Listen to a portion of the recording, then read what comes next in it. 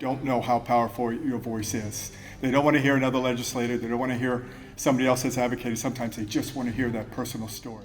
The only way to stop asbestos-related cancers is to ban it. About 40,000 Americans die every year of asbestos-caused diseases. Our next speaker, Kevin Hutton. Kevin, the adjective that we chose for you is protective. Kevin has been working pretty much his entire career to help educate and train and protect those workers who are working in the fields where there is a lot of environmental exposure, including asbestos. He's currently the president and CEO of the East Centers of New York for Environmental Safety Training, and he is the Asbestos Committee co-chair for the Environmental Information Association. So please join me in welcoming Kevin. Thank you.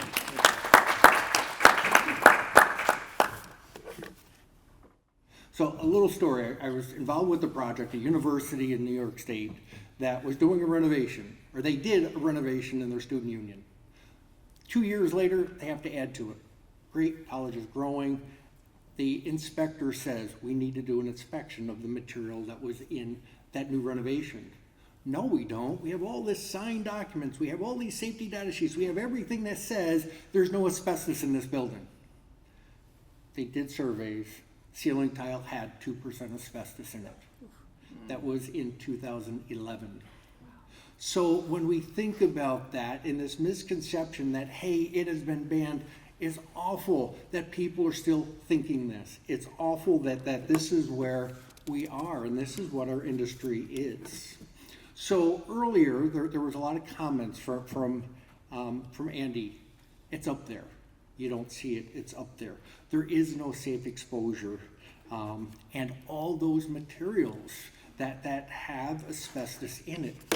So I want to do a little demonstration here.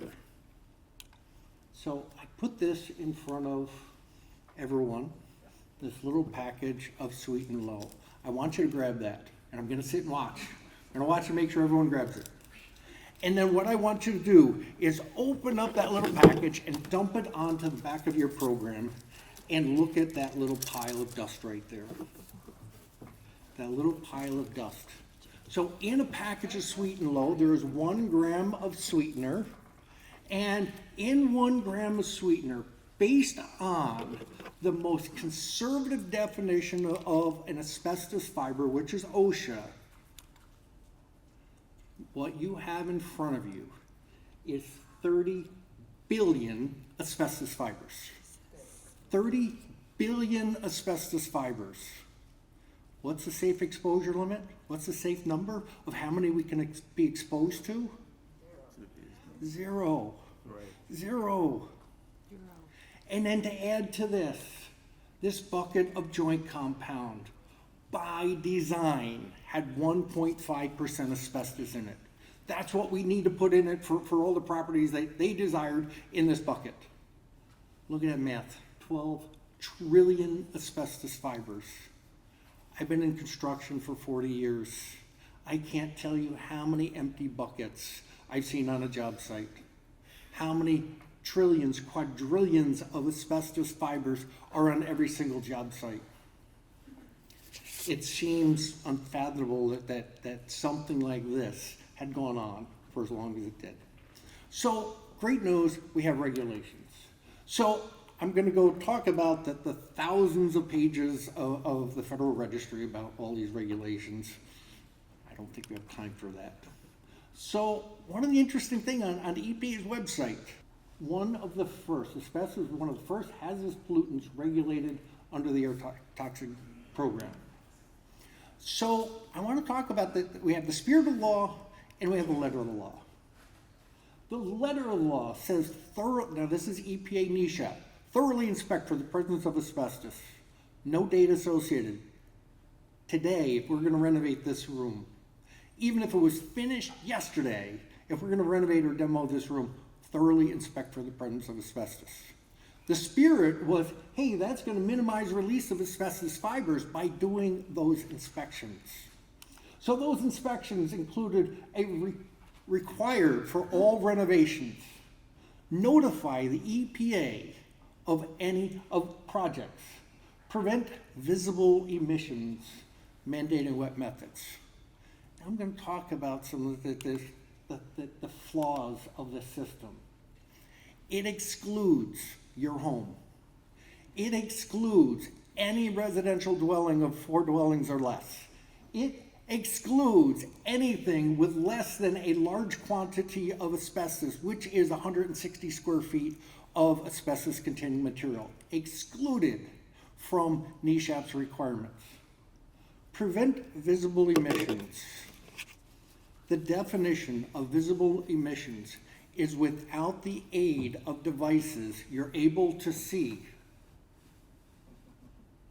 Do you see that dust? Did you see it? Is it gone now?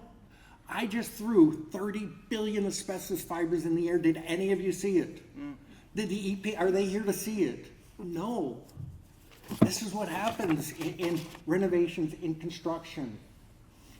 It lacks, EPA lacks any required work practices. And I have to admit, it's poorly enforced. I've been involved with cases where I thought for sure the EPA is going to bring up people with fines and penalties, and it did not occur. So it's not happening. AHERA, a great concept for schools, Asbestos Hazard Emergency Response Act. All schools, kindergarten through 12th grade, must be thoroughly inspected for all asbestos that can be exposed or that can be accessed by students or staff. Great. So we're going to mandate a management plan. What do you do if something happens? What do you do if something is disturbed? Clearance air sampling, make sure it's safe before the kids come back in. Mandates for inspections and surveillance, go back and take a look. And it had defined training, how all the workers that are doing work in the asbestos industry will be trained. So I got an asterisk on defining training.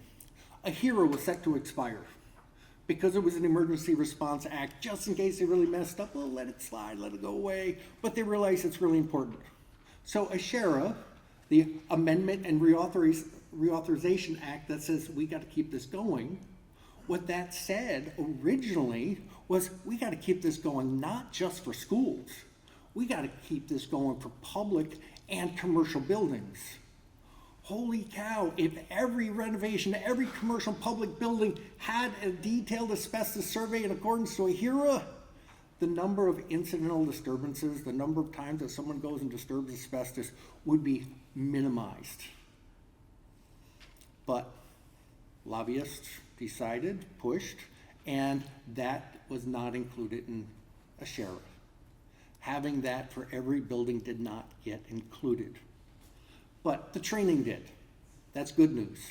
The good news is that training stayed. Training, AHERA, the AHERA said training has to be in accordance to AHERA. So we still have very highly trained people doing asbestos work, which helps out when it comes to OSHA. OSHA has rules and regulations on how to deal with asbestos, identify the presence, location, and quantity of asbestos. It says the property owner must do it. It says the employer who is renting the facility. It says the employer who's doing work must inspect for the presence and location of asbestos. It has very detailed work practices. It does have permissible exposure limits, multi-employer work sites, workers' protection. It really does a great job, except for enforcement. Good news here is there's a lot of data up there. The biggest slice of that pie is, now this is a 5-year period up till 2023. The biggest portion up there is hazard communication. The highest number of penalties issued by OSHA is the fact that we're not sharing the information. We're not telling people that there is asbestos up there. States all have great rules, or some have great rules, I should say. New York State, very stringent rules, and it varies. There's nothing consistent. So the hazard increased with abatement and renovation. So abatement, it can be done safely. It's not rocket science. We could get this done safe with well-trained people. Unfortunately, training is not always the greatest. I'm a training provider, I know, and I see people that come in that really don't know. It's all about disturbance techniques. Now, my concern, where I am a big advocate for, is everyone else. Renovations, repairs. How many people have hired someone to come work in their house? And did that contractor, knowing there's 30 billion asbestos fibers in that pile of dust, how many of your contractors working in your house did an asbestos survey? And how many homes are out there? And knowing there's no acceptable exposure limit, what is left behind? What is left behind for us? Because we know it doesn't break down. We know if the asbestos is there, it is going to be there forever. So the implementation, the enforcement is us. We all need to make sure that we're asking the questions, that whenever there's a disturbance, and that's where hopefully EPA's Part 2 of risk assessment is going to get in deeper and mandate that we do surveys, mandate that we have more inspections, so this doesn't happen. Imagine that. If that was when there's still 1.5%, how many millions, billions of fibers are on those two guys? Legislation is going to help. We need to push EPA in Part 2 regulations to make sure that it continues, that what ADAO is continuing out, not just for new products, which is very important, but for legacy products. That's what I'm talking about today. Thank you.